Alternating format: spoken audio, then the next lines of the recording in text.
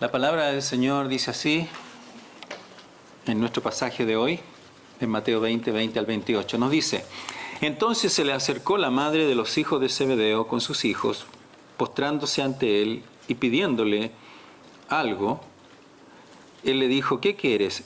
Ella le dijo: ordena que en tu reino se sienten estos dos hijos míos, el uno a tu derecha y el otro a la izquierda. Entonces Jesús respondiendo dijo: ¿no sabéis lo que pedís? ¿Podéis beber del vaso que yo he de beber y ser bautizados con el bautismo con que yo soy bautizado? Ellos le dijeron: podemos. Y él les dijo: a la verdad de mi vaso beberéis, y con el bautismo con que yo soy bautizado seré bautizados. Pero el sentaros a mi derecha y a mi izquierda no es mío darlo, sino a aquellos para quienes está preparado por mi Padre. Cuando los 10 oyeron esto, se enojaron contra los dos hermanos. Entonces Jesús, llamándolos, dijo: sabéis que los gobernantes de las naciones se enseñorean de ellas, y los que son grandes ejercen sobre ellas potestad. Mas entre vosotros no será así, sino que el que quiera hacerse grande entre vosotros será vuestro servidor, y el que quiera ser el primero entre vosotros será vuestro siervo. Como el Hijo del Hombre no vino para ser servido, sino para servir, y para dar su vida en rescate por muchos. Esta es la palabra de nuestro Dios. Las redes sociales en estos días nos están bombardeando con muchos mensajes de distinto tipo, de los buenos, de los malos y de los otros. Por ejemplo, usted puede por ahí leer y dice algo así: confía en ti, tú eres la respuesta, sigue tu corazón. Tu corazón nunca se equivoca. Es lo que nos dicen ciertos mensajes. Todo lo que tú necesitas ya está dentro de ti. Busca el león que hay en ti. Estas frases normalmente aparecen con un fondo del atardecer, con pajaritos, y unas frases muy, muy atractivas y muy bonitas, ¿no? Ahora, no quiero ser el aguafiestas de esta mañana, ¿no es cierto? No quiero echar a perder los sueños quizás, ¿no? Sin embargo, cuando uno va a la Escritura, uno lee que eso es totalmente el opuesto de lo que la palabra nos enseña. La palabra, por ejemplo, nos dice que el corazón es engañoso, más que todas las cosas. ¿Quién puede conocer nuestro corazón?, dice la Biblia. ¿Puedes confiar en tu corazón? La verdad que no. No podemos confiar en nuestro corazón. Tenemos que confiar en Dios. Ese es nuestra, digamos, el llamado del Señor para nosotros. Y la cultura está promoviendo esto de confía en ti mismo para ponernos en primer lugar. Sin embargo, Jesús dejó un ejemplo, y el mensaje que quiero traer en esta mañana tiene que ver con esto. Jesús nos dejó un mensaje donde Él nos dijo: toma la toalla. Toma la toalla, esa es la toalla. Vamos a la playa. No. Toma la toalla. ¿Qué significa? Jesús tomó una toalla y Él lavó los pies de los discípulos en un lavatorio, un lavabo, qué sé yo. Le secó los pies a los discípulos con una toalla. Entonces, quiero que hablemos un poco de esto. Y en Mateo 20, 21, la madre de los Zebedeos, Juan y Jacobo, ella va a Jesús, dice que se postra delante de Él y le dice: Señor Jesús, ordena que mis dos hijos se sienten uno a la derecha y otro a la izquierda. Qué deseo más grande de su mamá, que su mamá sin duda que los quería, amaba a sus hijos, como cualquier mamá aquí presente ama a sus hijos. Ella quería lo mejor para ellos, ¿ya? Y en otra ocasión también los discípulos, que ya leímos al principio del servicio, nos dice que los discípulos le preguntaron a Jesús: Señor, ¿quién va a ser el mayor? ¿Quién es el mayor? O sea, otra vez la misma pregunta, ¿verdad? ¿Quién va a estar a tu derecha o a tu izquierda? No dijeron eso, pero más o menos es lo que estaban tratando de decir, probablemente, si lo unimos con lo que dijo la mamá, ¿no?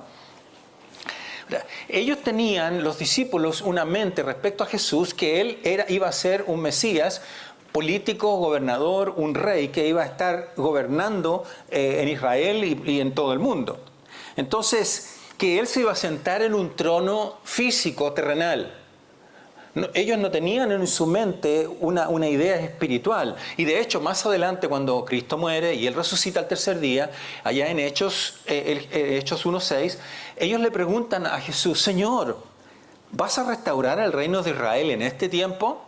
¿Se fijan qué estaban pensando ellos? Ellos pensaban en un gobernador militar, en alguien que iba a liberarlos del Imperio Romano. Si hubiese sido en este tiempo, no sé, tendríamos muchas ideas, ¿no?, al respecto en cuanto a lo político. Se puede notar y se puede apreciar que los discípulos estaban ciegos. Tenían una ceguera espiritual. No entendían las cosas del Espíritu, sino que ellos estaban aferrados a las cosas de esta tierra. Ellos entendían las cosas desde la perspectiva humana. Tenían una ceguera espiritual. Siguiendo la idea de la introducción, si nosotros pensamos en esto, cuando el corazón se equivoca, sin duda que la ambición nos causa ceguera. Nos enceguecemos. No vemos realmente con claridad. Ellos estaban buscando la ambición propia. Ellos vieron a Jesús ejerciendo autoridad sobre los demonios. En un momento Él expulsa demonios y ellos miran eso y dicen, wow, qué increíble. Después ven a Jesús calmando la naturaleza cuando Él calma la tempestad. Después vemos a Jesús sanando un ciego, dándole vista a un ciego, haciendo que un mudo hablara, un muerto que resucita, Lázaro. Y no solo eso, ven que Jesús dice, paralítico, levántate y tus pecados son perdonados. Bueno, primero le perdonó los pecados, después lo levantó. Todo eso lo vieron los discípulos. Y ellos pensarían, yo me imagino, ¿no? O sea, yo quiero eso también. Yo quisiera ser como Jesús, tener esa autoridad que tiene Jesús. Pensarían ellos, ¿no? Ahora, sin duda que ellos no estaban midiendo lo que significaba llegar hasta donde estaba Jesús, o lo que Jesús tenía, no lo estaban dimensionando. Entonces, la ceguera espiritual, que en este caso que estaban experimentando estos discípulos, los llevó a caer en orgullo, en arrogancia. Ellos habían estado con Jesús ahí en el monte, habían estado en las alturas con Él, y habían experimentado, habían tenido una experiencia tremenda. El Señor se había transfigurado, se había convertido en una figura espiritual, qué sé yo. Y ellos estaban tan embobados, estaban tan emocionados, que dicen, Señor, hagamos aquí una enramada y quedemos una casita y quedémonos aquí. Todavía tenían confusión. Ellos, al verse en esta situación, Jesús llevó a estos discípulos, a Juan, a Jacobo y también a Pedro, y aquí estamos hablando de Juan y Jacobo, la madre, ellos eran los hijos de Zebedeo. Ellos seguramente pensaban, nosotros somos especiales, porque Jesús nos llevó al monte y ahí experimentamos la transfiguración. Seguramente estaban teniendo un pensamiento de arrogancia, ¿no? Empezaron a sentir superiores a sus hermanos discípulos, el resto de los discípulos. Ahora, al usar el recurso de su madre, ellos aquí están demostrando, ¿no?, están queriendo usar como no sé si en su país dicen esto, usar la muñeca para obtener influencia. Por eso que en alguna medida mandan a la madre para decirle, Señor, permite que mis hijos estén a la derecha y a la izquierda. El orgullo manipula, el orgullo pone a las personas en segundo lugar. El orgullo se siente superior. ¿Verdad? Y la ambición falsa centra su atención en las cosas presentes y olvida las cuestiones que son eternas. ¿Se acuerdan cuando ahí el Señor Jesús estuvo en el desierto 40 días y 40 noches, qué sé yo, en la tentación? El diablo dice que lo llevó a un monte alto y lo hace mirar todas las naciones. Y él le dice, mira Señor, mira Jesús, si tú te postras, le dice el diablo a Jesús, si tú te postras y me adoras, yo te voy a dar todos los reinos. Sí, todo era de Cristo, Él era el Hijo de Dios, Él era Dios. Esa es la tentación que muchas veces el enemigo viene a poner sobre nuestros corazones cuando estamos en distintas posiciones, en el trabajo, en general en la vida.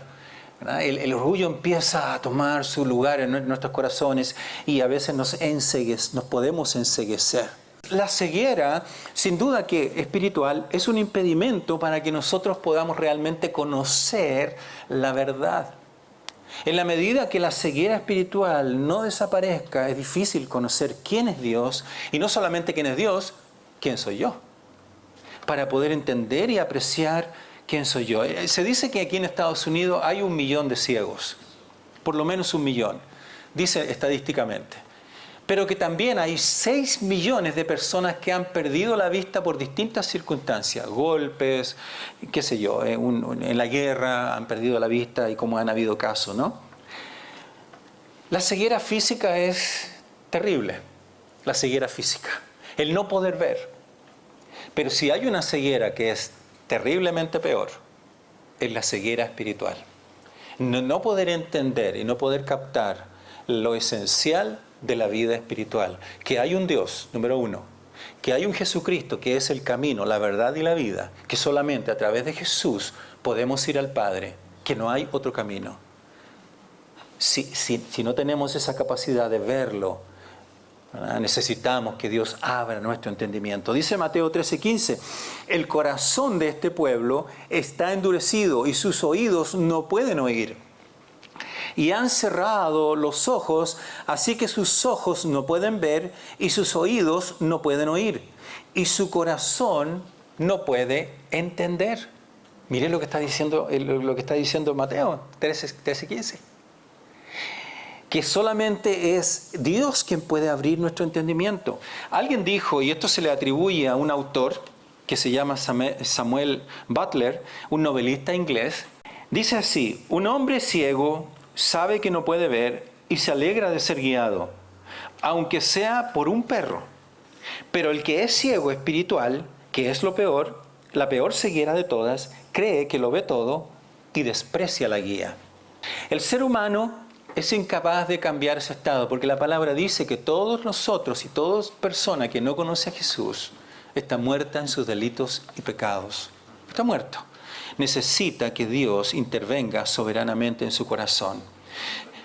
Y el segundo aspecto que quiero tocar en esta mañana es: Jesús es un siervo, y Él, como siervo, Él invierte el orden del concepto que nosotros podemos tener respecto a lo que significa ser el primero, ser el segundo, quién está en autoridad, quién no está en autoridad.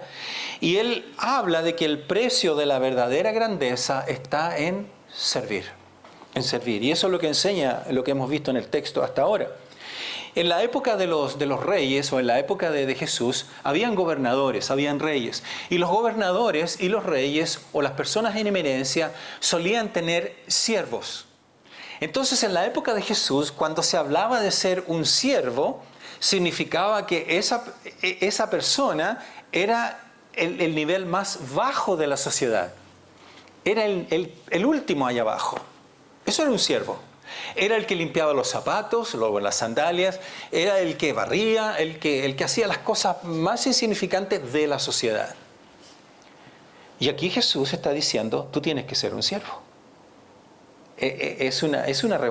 Digamos, yo creo que Jesús revolucionó la época. Jesús dice, el siervo es el más grande. Vale decir, ese que limpia es el número uno. Y el que se cree número uno, a lo mejor no es el número uno. Tal vez es el número 6 o el número 10. No sé. Pero el que sirve es el número uno. ¿Se acuerdan de Juan el Bautista? Él estaba hablando con sus discípulos y él le dice a sus discípulos, es necesario que yo mengüe y que él crezca y que yo disminuya. ¿Qué humildad más grande la de Juan el Bautista, ¿no es cierto? Tener la capacidad de admitir que su primo Jesús era mayor que él. Cualquiera no tiene esa capacidad. Bueno, el Señor le dio la capacidad a Juan el Bautista, sin duda. Es necesario que nosotros menguemos y que Cristo pueda crecer en nuestra vida. Y en la medida que Cristo crece en nuestros corazones, es que todas esas cosas que están ahí, que de repente que van haciéndonos subir y elevarnos, de pronto nos damos cuenta que tenemos que ir bajando. Y es Cristo el que tiene que crecer en nosotros, ¿verdad? En Mateo 20:21 nos dice, entonces se acercó la madre de los hijos de Zebedeo con sus hijos, postrándose ante él y pidiéndole algo, y él le dijo, ¿qué quieres? Ella le dijo, ordena que mi hijo y mis 2 hijos se sienten a la derecha y a la izquierda. Y la madre está buscando para sus hijos lo mejor, ¿ya? Pero ella lo está haciendo desde una visión no espiritual, lo está haciendo de una visión humana, ¿no es cierto? Primero, no está tomando en cuenta que su petición es egoísta. Número 1. Número 2, ella está tratando de imponerle una agenda al Señor Jesús. Mira, Jesús, yo creo que tú lo que tienes que hacer es esto, no eso, esto. ¿Ah? Y tercero, está generando un conflicto con los demás discípulos. Y bueno, y a veces nosotros los padres, en vez de ayudar, a veces no ayudamos mucho en ciertas situaciones, ¿no? Y necesitamos también aprender a crecer en eso y saber cuándo intervenir, cuándo no intervenir, ¿verdad? En situaciones. Ahora, la Escritura creo que no niega el hecho de que nosotros, a veces el Señor nos llama o nos da la posibilidad en la palabra donde nos dice, por ejemplo, allá en 1 Timoteo 3:1, el que desea obispado, buena cosa desea. Vale decir, está diciendo, el que quiere ser líder en la iglesia está deseando algo bueno. Vale decir que él está animando a que tomemos una posición de líder, ¿verdad? No está negando eso. Sin embargo, esto tiene que ser hecho bajo la dirección y la gracia de Dios, ¿verdad? Con humildad, con un entendimiento de que yo al liderazgo no voy a ir a aprovecharme de las personas, sino que yo voy a estar en el liderazgo porque quiero servir a las personas. Y eso es lo que se da en el mundo, por ejemplo, político. Hay muchos políticos malos que lo único que quieren es llegar al poder, ¿para qué? Para sacar provecho del resto de la gente. Sin embargo, hay políticos que son honestos, que son transparentes y qué sé yo, que buscan ayudar a la gente, ¿verdad? Y eso es lo que el Señor quiere de nosotros como cristianos, ¿no es cierto? Entonces, ahí en Mateo 20:28 nos dice, como el Hijo del Hombre no vino para ser servido, sino para servir y para dar su vida en rescate por muchos. El llamado del Señor Jesús en nuestra vida como discípulos, como seguidores del Señor, es tomar la cruz, seguir al Señor, servirle a Él. Como el Hijo del Hombre lo hizo, como el Señor Jesús lo hizo, Él vino a servir, a servir. Jesús está invirtiendo el orden de la época. El orden de la época era distinto. Jesús dice, lo que va para arriba, ahora va para abajo. Es el opuesto. Si usted quiere ser el número uno, tiene que humillarse. Tiene que servir. Tiene que servir. Antes de aspirar al trono, antes de aspirar a las posiciones de privilegio, es necesario tomar la toalla y servir y limpiar los pies. Es simbólicamente hablando, ¿no?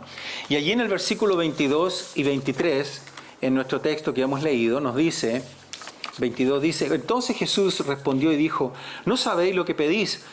¿Podéis beber del vaso que yo he de beber y ser bautizados del bautismo con que yo soy bautizado? Y les dijo, a la verdad, de mi vaso beberéis, con el bautismo con que soy bautizado, seré bautizado, pero el sentaros a mi derecha y a mi izquierda no es mío darlo, sino aquellos para quienes está preparado por mi Padre. Vale decir que el Señor les dice, mira, si ustedes quieren privilegios, si ustedes quieren aspirar a algo, a lo que más van a aspirar es al sufrimiento. Eso es lo que dice el Señor, ¿verdad? La grandeza legítima implica renuncia, implica obediencia, y muerte al ego, en este caso de los discípulos, implica muerte a nuestro ego. El cristiano no está llamado a mandar, sino que está llamado a servir, a servir. El Señor dijo, el primero entre vosotros será vuestro siervo. Estamos siguiendo a un rey que lavó los pies de los discípulos, un hombre que él lo único que podemos decir que era, vamos a suponer simbólicamente, que su diploma en la pared era el servicio. Su diploma en la pared era de siervo. Su diploma en la pared podríamos decir que era una toalla. Ese era su diploma, el servicio, ¿verdad? El verdadero cristiano tiene que pagar el precio de beber la copa. Está diciendo el Señor lo que acabamos de leer.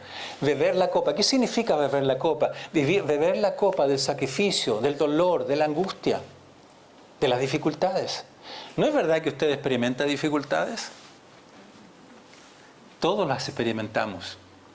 Y es parte de nuestra vida cristiana, ¿verdad? Cuando Jesús ahí en el Getsemaní, allá en Mateo 26:39, Él dice, Padre mío, si es posible, pase de mí esta copa, pero no sea como yo quiero, sino como tú. La copa es la disposición, como Cristo la tuvo, de morir diariamente al propio yo y soportar aquello que el Señor permita o que Él quiere que soportemos para nuestro crecimiento, para nuestro desarrollo, para nuestro avance espiritual. Jesús no les aseguró a los discípulos que se iban a sentar a la derecha y a la izquierda, vale decir, no iban a tener ningún privilegio, ninguno. Por el contrario, el Señor les anticipó dificultades. Y la historia lo dice. Todos los discípulos, excepto uno, murieron como mártires. Aquí en este caso Jacobo, su hijo, él falleció, él fue asesinado y fue martirizado en Hechos 12, fue el primero, Jacobo. En el caso de Juan, él sufrió un exilio y él falleció de anciano en la isla de Patmos. El resto de los discípulos fueron, Pedro por ejemplo, fue crucificado y él dijo: yo no soy digno de ser crucificado como mi Señor, y lo crucificaron hacia abajo. ¿Qué nos dice Filipenses 1:29? Porque a vosotros os es concedido a causa de Cristo no solo que creáis en Él, sino que también padezcáis por Él. Estamos en una época en la cual no queremos escuchar cosas negativas, ¿no es cierto? Y todo, yo me doy cuenta por las redes, ¿no? En las redes, cuando aparece un mensaje positivo, tiene 150.000 likes. Aparece un mensaje un poquito que está apretando un poquito los tornillos y ya no tiene tantos likes. Sin embargo, esta es la verdad. Es la palabra de Dios, la Escritura, la cual el Señor nos está queriendo llamar la atención y decir: hey, pongan atención a esto, escuchen. Y déjenme compartir algunas lecciones de este texto que hemos leído hoy día. La verdadera grandeza es servir como Cristo lo hizo. Buscar el liderazgo o dones no es pecado, sin duda que no. El problema no es desear crecer, sino confundir esto con posiciones egoístas de poder. Ahí está el problema. En el reino de Dios, la grandeza se mide por el servicio, por la capacidad de ser un buen siervo, no por honores o lo que los hombres llaman grandes. Eso es pasajero, es temporal, superficial. Lo que Dios llama grande es humildad, es costo, es camino a la vida eterna, en servicio. Jesús lo dejó claro en este texto, en Mateo 20:26. El que quiera ser grande entre ustedes será su servidor. Y en Filipenses 2:8 y 9 hay una ilustración. Allí nos dice: y estando en la condición de hombre, se humilló a sí mismo, haciéndose obediente hasta la muerte y muerte de cruz, por lo cual Dios también lo exaltó hasta lo sumo y le dio un nombre que es sobre todo nombre. Ese es el ejemplo de Jesús. Ilustra cómo un rey que se quita su corona para servir, se saca esta corona majestuosa, imponente, y humildemente él incluso toma la toalla y lava los pies de los discípulos para dar un ejemplo de humildad. Ese es Jesús. Segundo aspecto, segunda lección, podemos quizás juzgar a la madre y a sus discípulos por esta petición un poquito atrevida, ¿no?, que tuvieron. Pero todos compartimos las mismas tendencias egoístas, las mismas. Creo que como seres humanos a lo mejor habríamos actuado igual. Habríamos hecho lo mismo con el Señor Jesús, ¿ya? Me llamó mucho la atención una historia de una señora ya bastante adulta, jubilada. Había sido profesora en una escuela por 40 años en algún país en Latinoamérica. Y me impresionó tanto que un grupo de alumnos, 30 exalumnos, la llegaron a visitar a esta maestra anciana ya, en sus 70 y algo más. Y le hicieron una gran fiesta en honor a ella. Y la razón que le hicieron esta fiesta, digamos, era para reconocer que ella había sido una mujer dedicada al servicio de su carrera, de ser una buena maestra, a tener la vocación de maestra y servir a sus alumnos, deseando que sus alumnos pudieran desarrollarse y crecer. Y yo cuando pienso a veces en un médico, a usted le ha tocado ir a una cita médica, y parece que usted está frente a ese médico y ese médico lo único que quiere es terminar rápido y que usted se vaya luego. ¿No es verdad? Y uno se pregunta, ¿dónde está la vocación de servicio? Se asume que una carrera médica es una vocación de servicio, ¿no? Como un enfermero, una enfermera. Pero pareciera que eso ya está en el pasado, eso es historia antigua. Pero en cambio el Señor nos está llamando a nosotros a tener un corazón de servicio, de humildad, ¿no? La próxima lección es que Cristo no nos desecha. Si usted se fija, la madre de los hijos de Zebedeo, Juan y Jacobo, ella va y hace una petición imprudente. Y uno puede decir, bueno, qué insolente que son estos discípulos, los voy a dejar y ya no voy a contar más con ellos porque son arrogantes, porque son orgullosos, porque no están realmente considerando quién soy yo, Jesús, y yo soy el Hijo de Dios, etcétera, etcétera. No, Jesús no hizo eso. Jesús todavía confió en ellos. Jesús todavía, Él les dio una tarea. Los usó, ¿verdad? Y vemos lo que pasó con los discípulos al final. Fueron un impacto hasta el día de hoy. Los corrigió con amor, les enseñó la verdad y los siguió usando. Dice 1 Timoteo 1:12, doy gracias al que me fortaleció, a Cristo Jesús nuestro Señor, porque me tuvo por fiel, poniéndome en el ministerio. Pablo le da gracias al Señor porque a pesar de todo, a pesar de sus imperfecciones, Dios lo usó como el gran apóstol Pablo y que tuvo el éxito que ustedes ya conocen. Entonces, Dios es como un alfarero que cuando Él toma el barro, ¿cierto? El alfarero toma el barro y lo está formando. A veces el alfarero ve que no está quedando como debería estar, lo disuelve y vuelve a formar del mismo barro, empieza a formar la figura nuevamente. El Señor nos toma como ese alfarero y Él nos forma de acuerdo a su voluntad, conforme a sus planes. Y Él no nos abandona porque a veces nos equivocamos. Por supuesto que no. Cristo cree en nosotros más que nosotros mismos probablemente. Él sigue creyendo en nosotros. Y la verdadera, hermanos y hermanas, la verdadera grandeza no está en la fama y en la popularidad. Se cuenta la historia en el siglo XIX en Inglaterra, dos hermanos, los hermanos Taylor. Ellos tomaron caminos muy distintos. Uno decidió ir por la fama y la política. El otro decidió ir por el camino de las misiones y él llegó a la China como el primer misionero que llega a la nación, a China, y él causó un impacto tan grande que hasta el día de hoy se recuerda a Hudson Taylor como el gran misionero histórico. ¿Y qué se dice de su hermano? El hermano de Hudson Taylor. Eso es lo que se dice del hermano. Hermanos queridos, el servicio es el camino. La humildad es el camino. Ese es el sendero. No hay otro. ¿Estamos viendo con los ojos de Dios?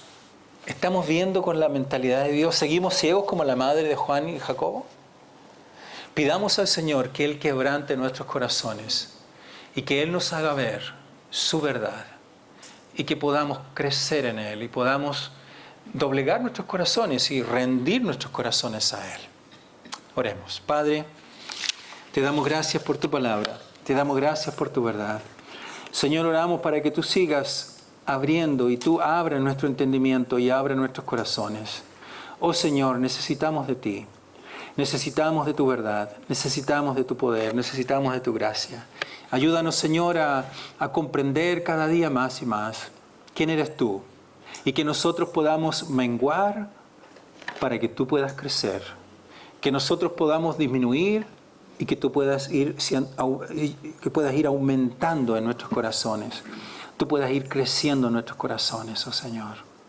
Ayúdanos, Padre, necesitamos de ti. Te lo pedimos, te lo imploramos. En el nombre de Cristo Jesús. Amén.